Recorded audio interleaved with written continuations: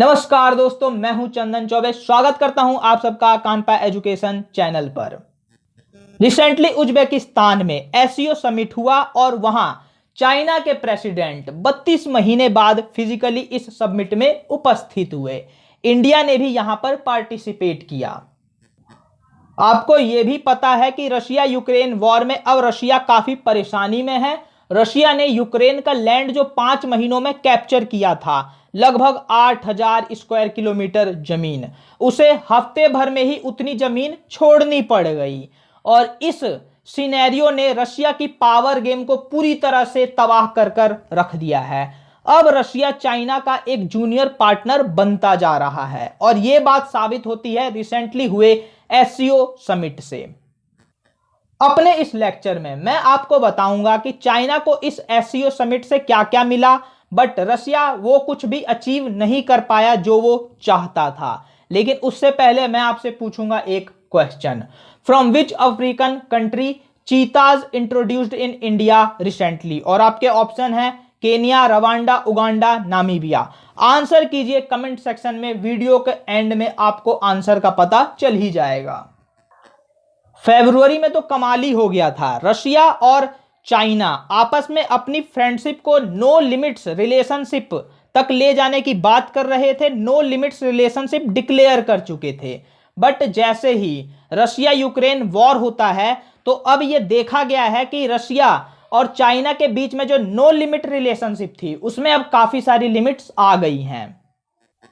और वाकई ये देखा गया है कि जो चीनी हैं वाकई चाशनी भरी मीठी मीठी बातें करने में एक्सपर्ट्स हैं। पाकिस्तान के केस में भी उन्होंने ऐसा ही किया था। पाकिस्तान को भी इसी तरीके से मक्खन लगाकर अपने बोतल में उन्होंने उतार लिया था चाइनीज लोगों ने। और रसिया के केस में भी उन्होंने ऐसा ही किया है। Finally it's prove that Chinese are more smart than Russians. अब सबसे पहले यह जान लेते हैं कि रशिया ने एससीओ समिट से क्या क्या उम्मीदें की थी। तो दोस्तों, रशिया दिखाना चाहता था कि रशिया जो है वेस्टर्न कंट्रीज आइसोलेट नहीं कर पाई हैं रशिया को, और रशिया के पास आज भी कई एशियन फ्रेंडली कंट्रीज हैं।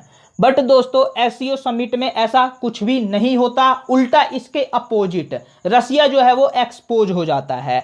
इंडिया ने रिसेंटली रशिया से कह दिया है कि it's no era of war. इसका मतलब यह हुआ कि इंडिया इनडायरेक्टली रशिया को कह रहा है कि अब आप वॉर को खत्म कीजिए और ये वॉर जो है अब रुकनी चाहिए। इसके अलावा जो बाकी कोई सेंट्रल एशियन कंट्रीज है उन्होंने कभी इतना बड़ा स्टेटमेंट रशिया के सपोर्ट में कभी दिया ही नहीं था और रशिया के खिलाफ भी उन्होंने कुछ नहीं बोला। तो वो कंप्लीटली न्यूट्रल है और यहां पर रशिया का जो सपोर्ट एक्सपेक्टेशन था उन कंट्रीज से वैसा कुछ भी रशिया को नहीं मिला। रही बात चाइना की, तो चाइना ने भी रशिया को नाराज ही किया है। आप खुद देखिए, पुतिन को यह कहना पड़ रहा है कि चाइना के क्वेश्चन और कंसर्न्स को हम समझते हैं और हम चाइना को इसका एक्सप्लेनेशन देंगे।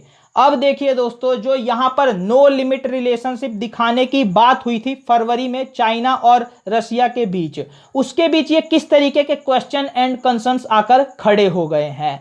इस पूरे रशिया यूक्रेन वॉर में चाइना ने रशिया को पूरी तरीके से ठेंगा दिखा दिया है।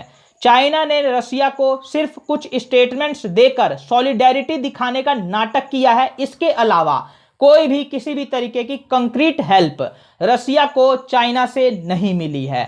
चाइना ने ना मनी दिया रशिया को, ना वेपन्स प्रोवाइड किए, ना किसी और तरीके की हेल्प की।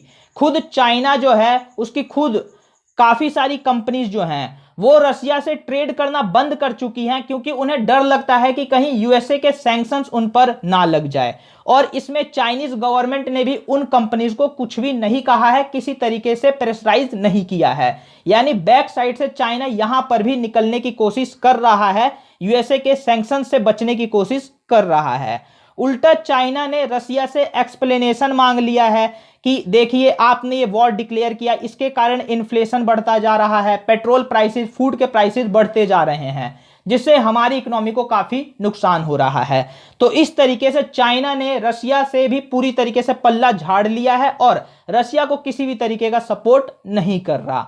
अब यहां पर आप देखिए, चाइना ने रशिया के लिए कुछ भी नहीं किया।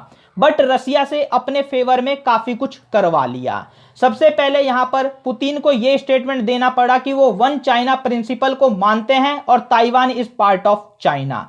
इसके अलावा रसिया को यूएसए को भी क्रिटिसाइज करना पड़ा चाइना के लिए कि यूएसए जो है चाइना को प्रोवोक करने की कोशिश कर रहा है अपनी सैटेलाइट्स के थ्रू ताइवान स्ट्रेट पर सर्वाइलेंस करके। तो इस तरीके से आप देख सकते हैं दोस्तों कि किस तरीके से रशिया को यहां पर चाइना के फेवर में इतने सारे स्टेटमेंट्स देने पड़े और बदले में रशिया को कुछ भी नहीं मिला।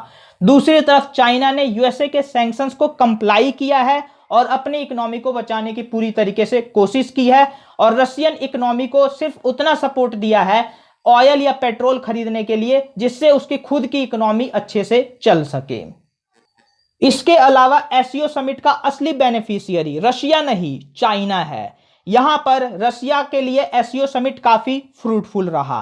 तजाकिस्तान से और ज्यादा एग्रीकल्चर प्रोडक्ट्स इंपोर्ट करने की बात चाइना ने कर ली इसी समिट में बिना कुछ 1 रुपए खर्च किए। साथ ही किर्गिस्तान के साथ रेलवे लाइन का कंस्ट्रक्शन शुरू करने की बात हुई। और दोस्तों अगर ये रेलवे लाइन बन जाती है तो इससे फिर दोबारा नुकसान रशिया को ही होगा क्योंकि यहां पर चाइना रशिया पर अपनी डिपेंडेंसी को कम कर लेगा। यानी एससीओ समिट में आज रशिया का उतना डोमिनेंस नहीं है जितना कि चाइना का है। और इस तरीके से अब देखा जा रहा है एक्सपर्ट्स के द्वारा कि रशिया जो है वो चाइना का जूनियर पार्टनर बनता जा रहा है। और फाइनली अब हम आते हैं अपने क्वेश्चन पर। इस क्वेश्चन का आंसर है नामीबिया और आप यहां पर इस आर्टिकल में इस आंसर को देख सकते हैं। इसके अलावा आप हमारी और वीडियोस भी देख सकते हैं जो कि काफी इंटरेस्टिंग होगी।